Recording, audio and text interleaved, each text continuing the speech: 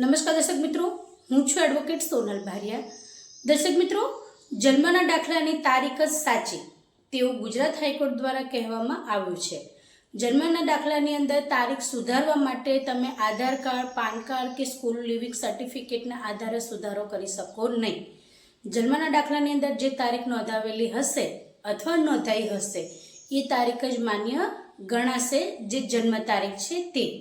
એટલે દર્શક મિત્રો, જન્મના દાખલાની અંદર ઘણી બધી જે સુધારા વધારા છે એ તમે કરી શકો છો, પરંતુ જન્મના દાખલાની અંદર જે તારીખ છે, જન્મ તારીખ છે બાળકની, તેની અંદર સુધારો કરવો એ મુશ્કેલ છે। અને દર્શક મિત્રો, એ લગભગ તમે જ્યારે સુધારો કરવા જાઓ છો ત્યારે જન્મના દાખલાની અંદર બધી જ બાબતો તમે સુધારી શકો છો, પરંતુ જન્મની તારીખમાં સુધારો કરી શકતા નથી। તો દર્શક મિત્રો, આજના માટે આટલું જ।